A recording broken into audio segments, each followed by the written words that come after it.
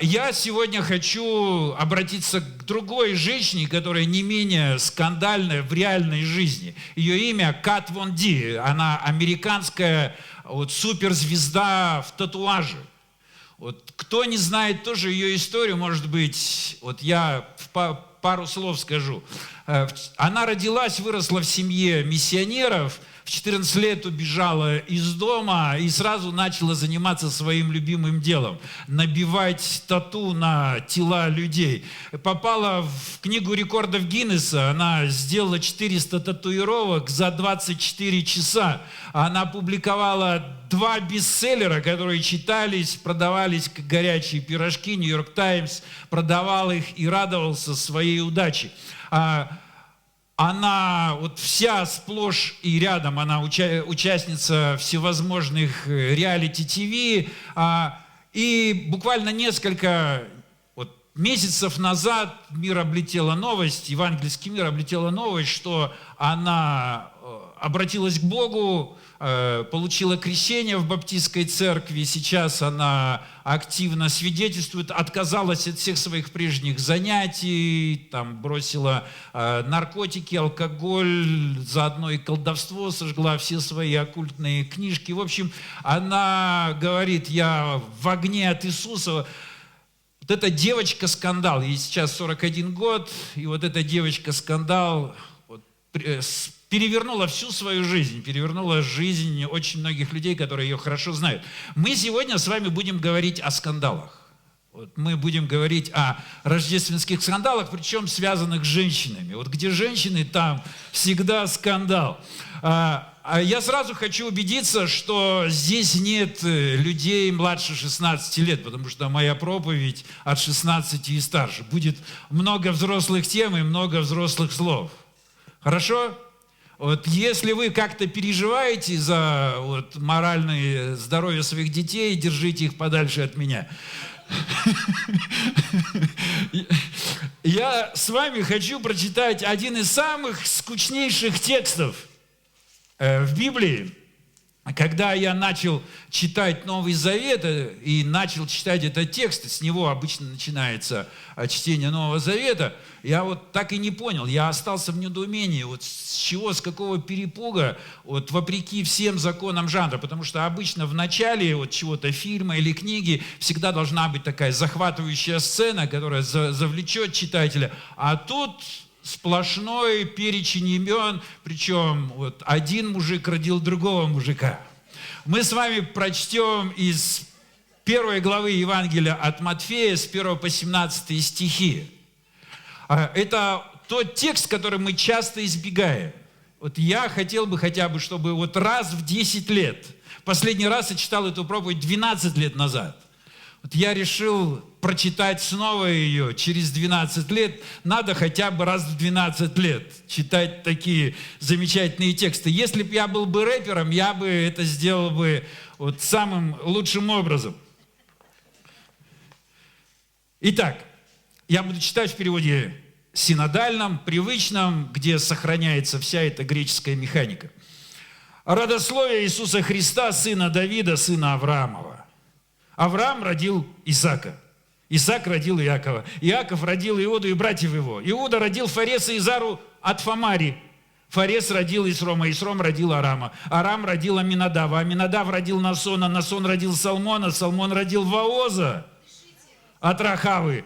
Вооз родил Авида от Руфи. Авид родил Исея. Исей родил Давида царя. Давид царь родил Соломона от бывшей Заурии.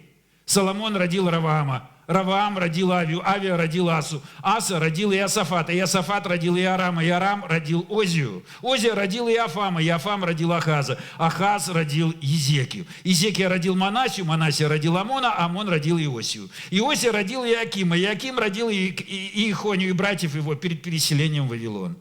По переселению же в Вавилон Иехония родил Салафииля. Салафииль родил Зарвавеля. Зарвавель родил Авиуда. Авиуд родил Илиакима. Илиаким родил Азора. Азор родил Садока. Садок родил Ахима. Ахим родил Илиуда. Илиуд родил Илиазара. Илиазар родил Матфана. Матфан родил Иакова. Иаков родил Иосифа, мужа Марии, от которой родился Иисус, называемый Христос. Итак, всех родов от Авраама до Давида 14 родов, и от Давида до переселения в Вавилон 14 родов, и от переселения в Вавилон до Христа 14 родов. Слава Богу! Это родословие нашего Спасителя. И это родословие достаточно скандально. Она включает 5 женщин, судьбы которых овеяны скандалами. И 5-я женщина в этой родословной, безусловно, Мариам, мать нашего Спасителя. Мы привыкли во время рождественских праздников относиться к беременности Мариам с таким сахарным пиететом. Мы даже забываем, что история Мариам – это история девочки-подростка, которой может быть 14, может быть 15, может 16 лет, она становится беременной. И отца, физического отца, нет. Ее беременность за пределами брака. И для ее жениха Иосифа весть о беременности вызывает очень большую боль. Он хочет бросить ее, он хочет ее тихо отпустить, чтобы не вовлекаться в скандал.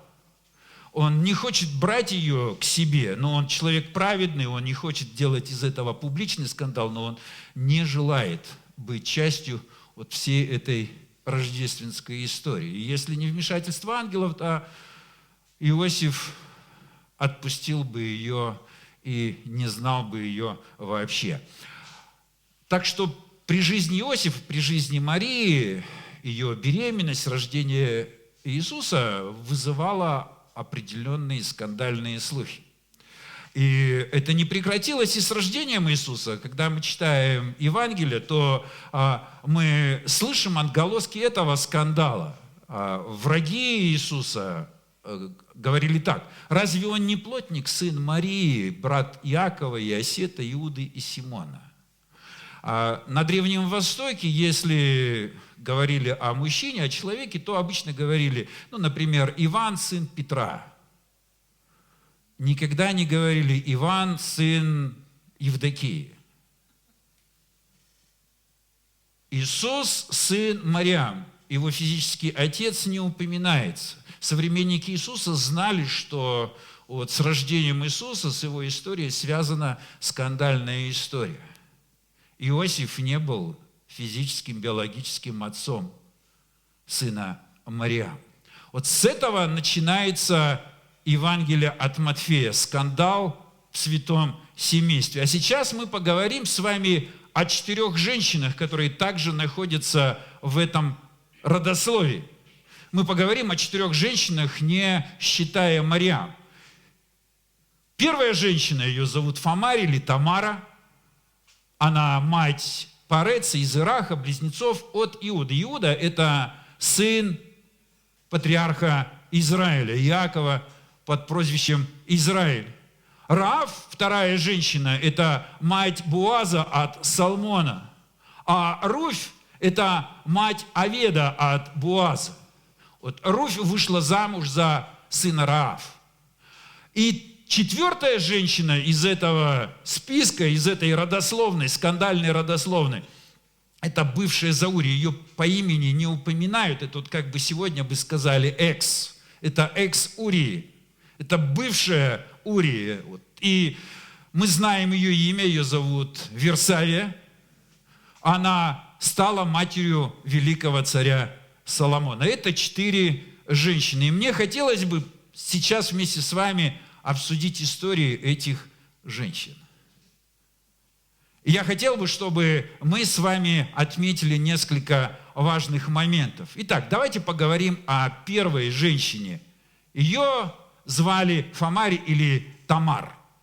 Это история о скандальном материнстве. Фомарь – это хананейская девушка, она не израильтянка. Иуда, сын Израиля, женился сам на хананеянке и решил женить своих детей. У него 3 мальчиков, он решил этих мальчиков женить на хананейских женщинах. Ему понравилась его хананейская, видимо, жена. Ему не нужны израильтянки. Он не хочет, чтобы его сыновья женились на родственницах. И он подыскивает невесту для старшего сына. Ее зовут Фамарь.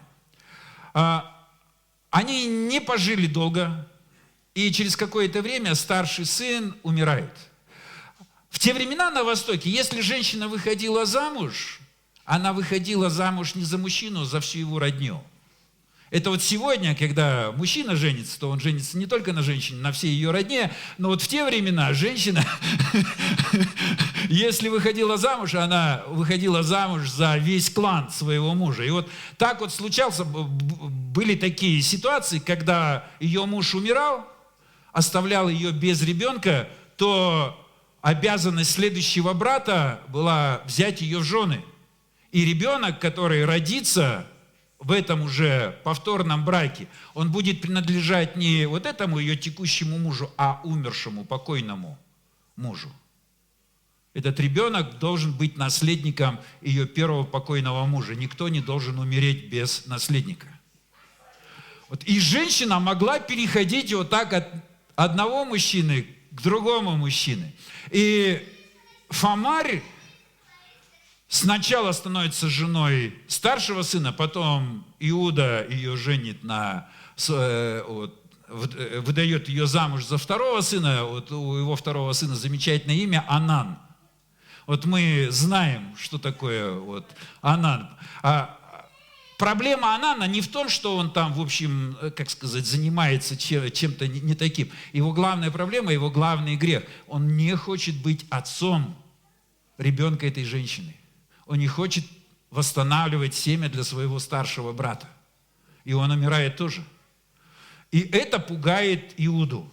Для него Фамарь – это черная вдова, которая косит его сыновей. Он должен по закону, по обычаю того времени отдать ее за третьего своего сына, но ему жалко вот своего третьего пацана. И он отсылает ее подальше, чтобы глаза только его не видели. Она обманутая вдова. Она обманутая вдова. Она хочет быть матерью, но она обманутая вдова. Иуда обманывает ее. И тогда эта женщина берет свою жизнь в свои руки. Она предпринимает попытку изменить свою жизнь. Она располагает разведданными. Вот кто-то, видимо, со старых времен знает передвижение, маршруты ее тестя Иуды. Она знает его передвижение, и она ждет его в определенном месте. И она надевает на себя покрывало. Вот в те времена покрывало означало, что женщина занимается проституцией. Нет детей до 16 лет. Вот я буду использовать это слово. Она не просто проститутка, она священная проститутка. То есть она служит языческому божеству.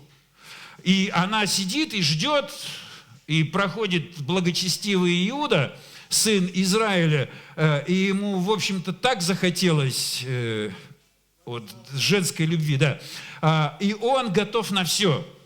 У него даже денег нет наличных, но он готов на все. И Фамарь говорит, ну ладно, денег сейчас не надо, есть в залог что-то там, ну, например, там, кольцо, перстень или трость. Это вот вообще символы власти Иуды, это вот символы того, что он патриарх, он глава семейства. И он с радостью отдает все. Вот лишь бы пойти вместе с этой женщиной, которая в покрывале, в паранже. А через какое-то время тот же Иуда узнает о том, что его невестка Фамарь, Тамара, она беременна. И он прямо горит от негодования. Как же женщина из его клана, бывшая жена его 2 сыновей, она вдруг беременна. И он собирается ее сжечь. Совершенно невероятная казнь. Но женщина не растерялась и говорит, я жду вообще детей от мужчины, который подарил мне эти вещи.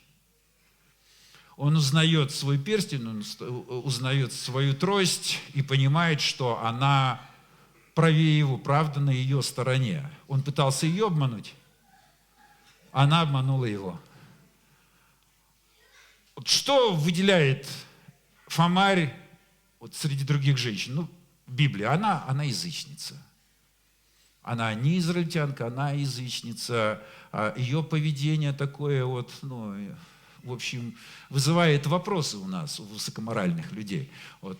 Но главное, что выделяет ее, что она хочет как-то изменить свою жизнь. Она хочет быть матерью, и принадлежать к народу Иуды. Это первая история. Вторая история, не менее скандальная, это история о скандальном спасении. Она описана в книге Иисуса Навина, 2 глава. Иисус Навин вместе со своими войсками приближается к Иерихону. Иерихон – это один из самых древнейших городов в истории цивилизации.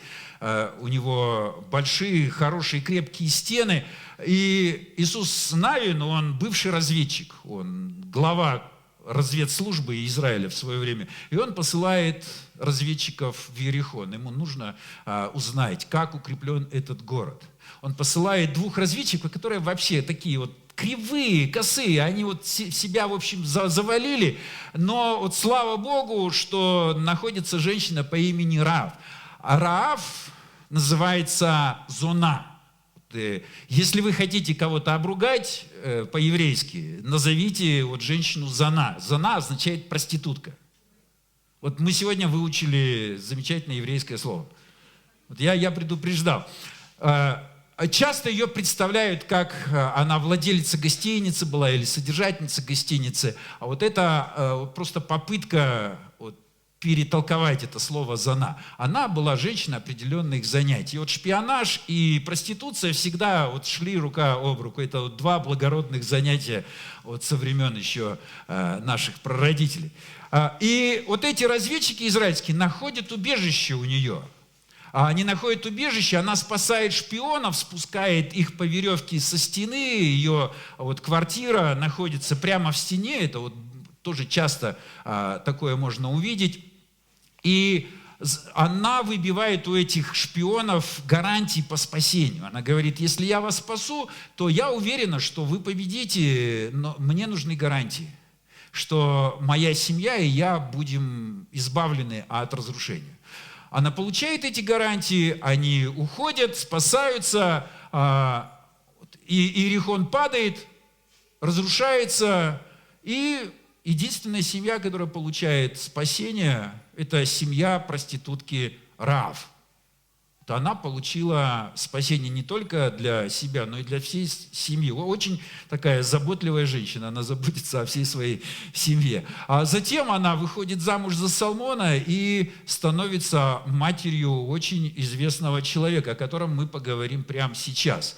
Потому что он имеет отношение к нашей третьей истории. Третья история связана с женщиной по имени Руфь. И ее история – это история о скандальном замужестве.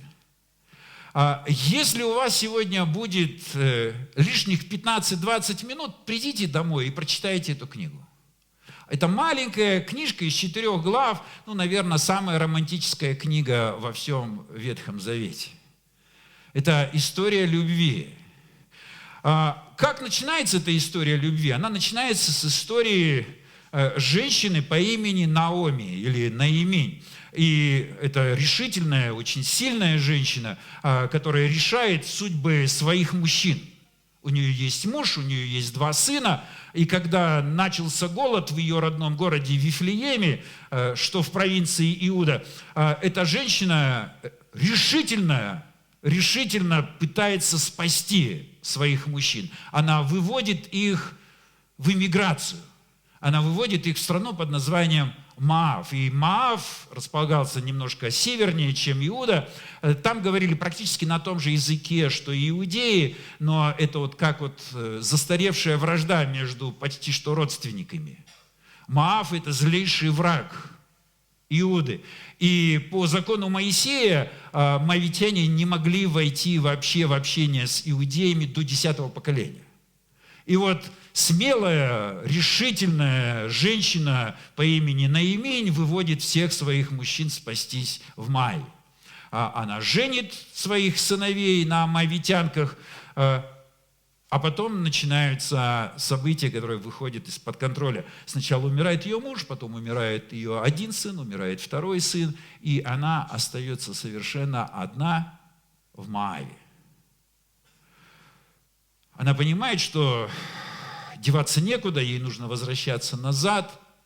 Она возвращается, две невестки, моавитянки, пытаются идти с ней, она их отговаривает, одна уходит, другая по имени Руфь остается со словами: «Твой народ будет моим народом, твой Бог будет моим Богом».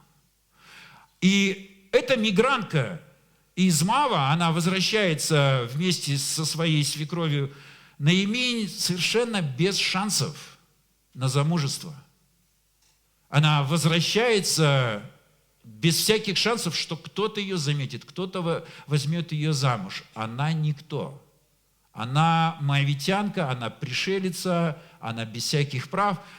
Но Господь начинает поворачивать вот ее судьбу определенным образом. Вдруг оказывается, что в этом селении, в Вифлеем, у них есть богатый родственник, которого зовут Ваас. Вооз – это, скорее всего, бывший военный, состоятельный человек, средних лет, настоящий полковник, в общем. И она, Руфь, попадает на поле к этому Воозу. И Вооз, благочестивый человек, он следует обычаям социальной заботы того времени, он позволяет беднякам собирать урожай по краям поля. И когда ее свекровь Наиминь видит это дело, что Вооз улыбнулся Руфи, Руфь улыбнулась Воозу, у нее возникает гениальная идея. Она вспоминает в обычае вот этого ливератского брака о том, что старший родственник должен жениться на вдове своего умершего брата. И она говорит: слушай, у нас есть шанс. Вот, будут праздновать скоро на днях урожай, окончание урожая. Вот, как правило, вот в те времена люди хорошо праздновали.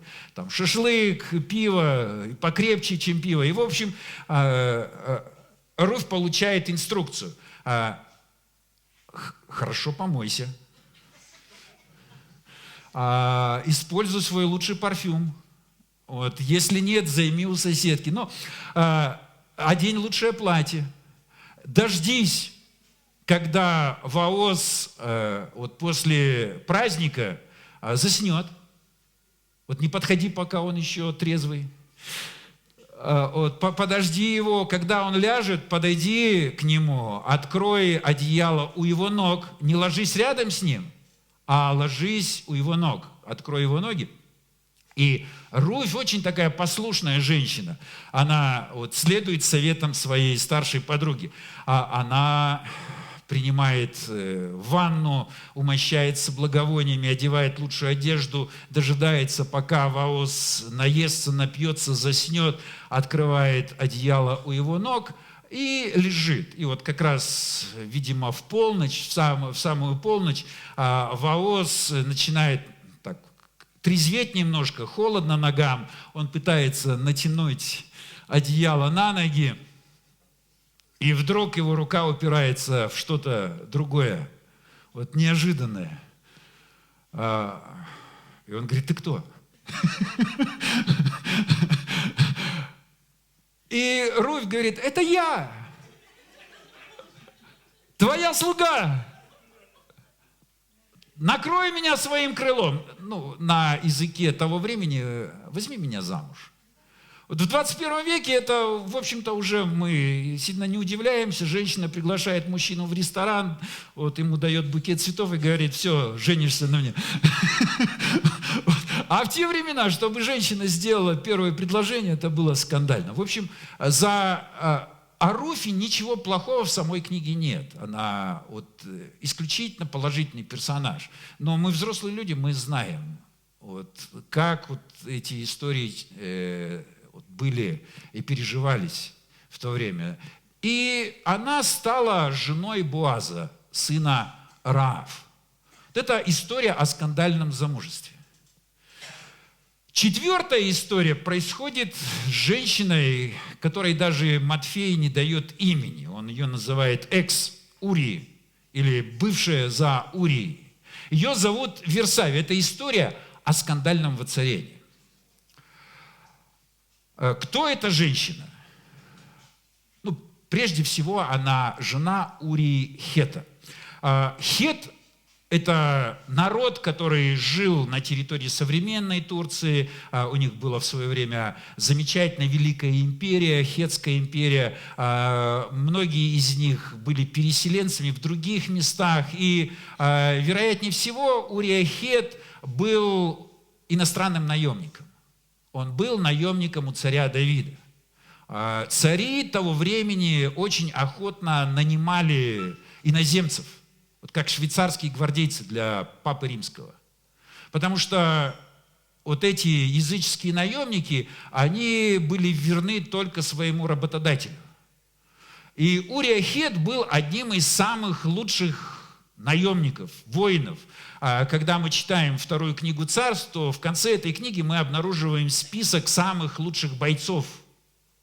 И Урия находится в списке 30 самых лучших бойцов царя Давида. Он муж женщины по имени Версавия. Версавия сама непростая женщина. Ее папа тоже в этом же списке 30 самых лучших бойцов. Это боевая военная элита царя Давида. А дедушка этой женщины, его зовут Ахитофел, это вообще самый продвинутый, самый умный, самый мудрый советник царя Давида. В общем, эта девушка не из-за угла, она из самого верха. И то, что дом Урии Хета находится рядом, вот он смежный с дворцом Давида, это означает, что вот они соседи, и это не простое соседство. Это люди, которые связаны между собой очень крепко. И вот что происходит?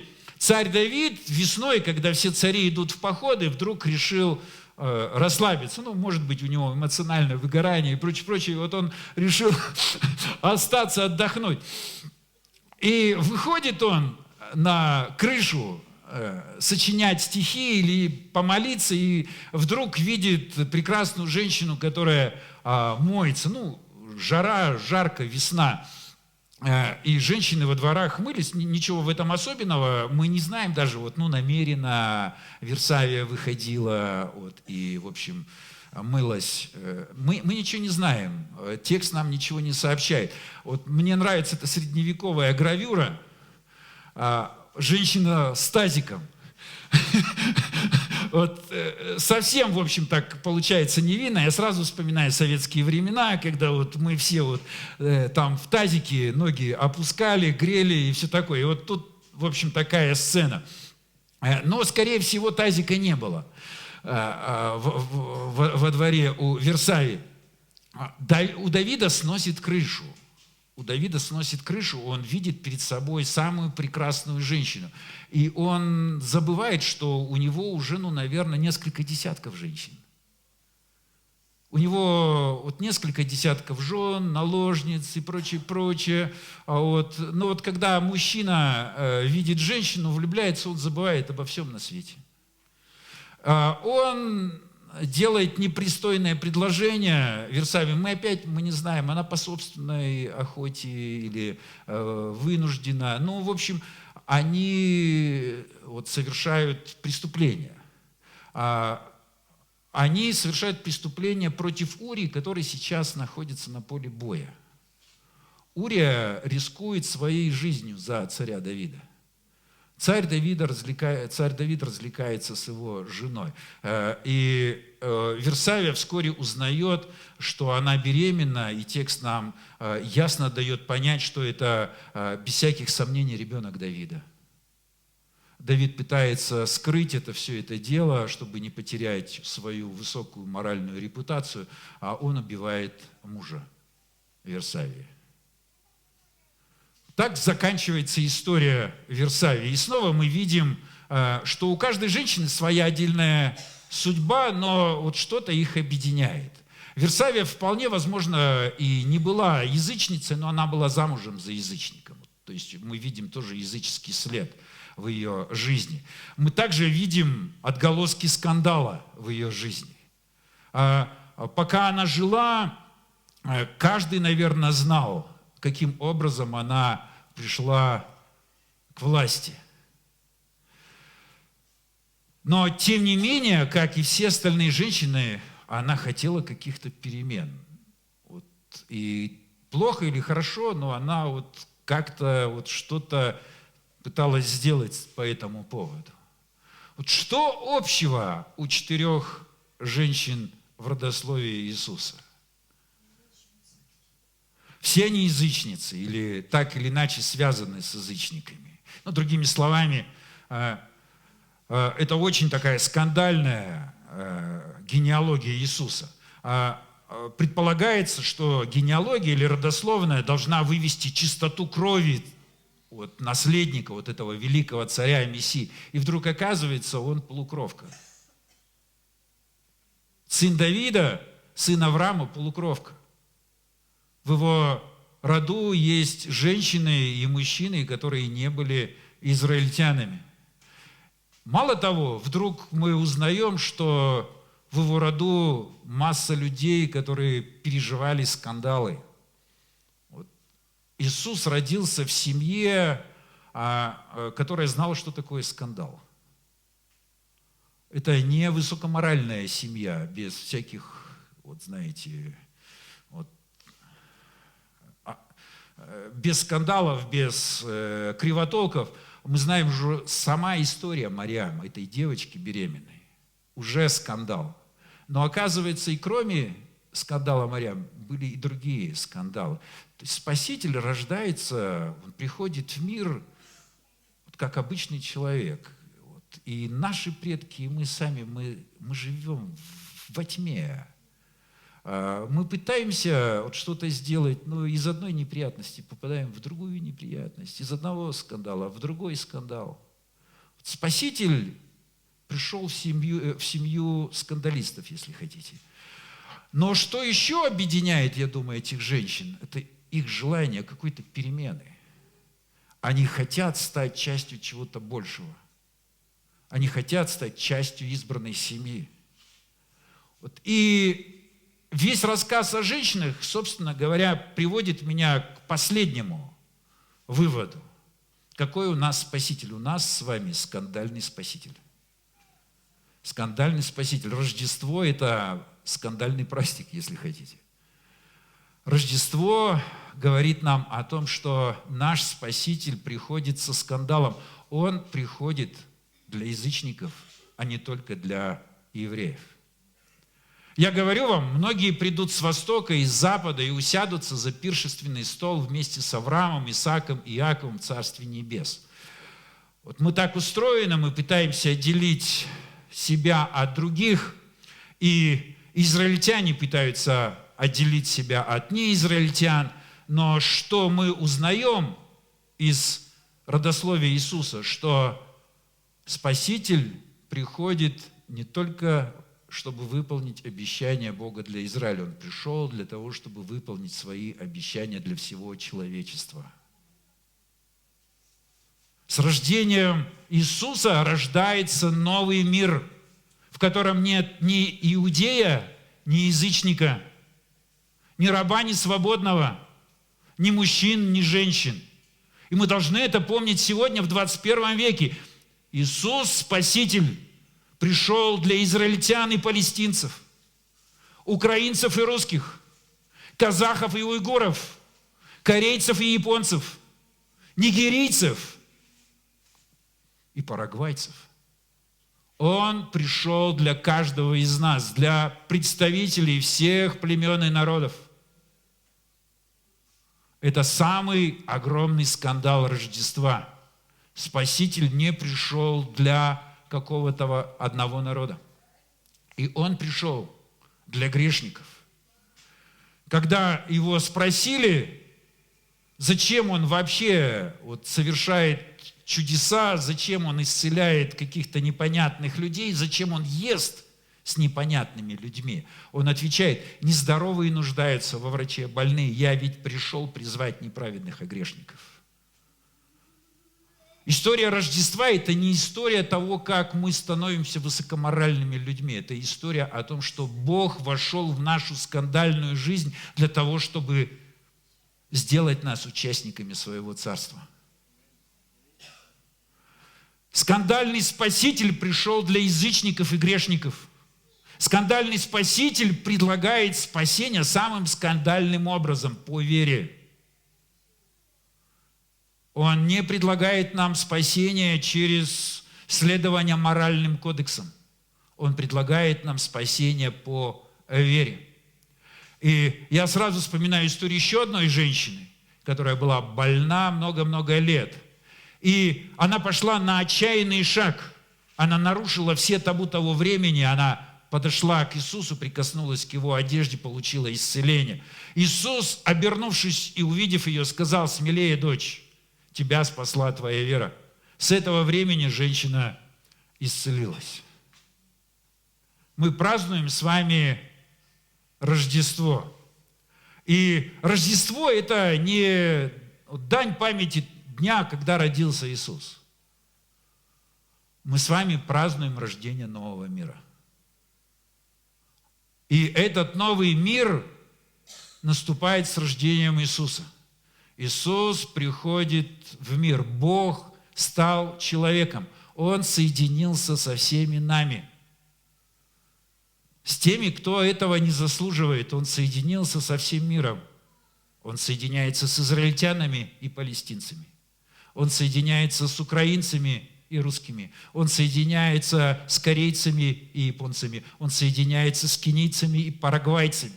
Он соединяется с каждым человеком. Он входит в жизнь каждого человека. И также он входит в жизнь людей, которые находятся в грязи, которые пытаются выкарабкаться из этой грязи. И единственный способ выкарабкаться – это вера в Спасителя. Спаситель, который пришел в наш мир, предлагает нам участие в Его Царстве по вере.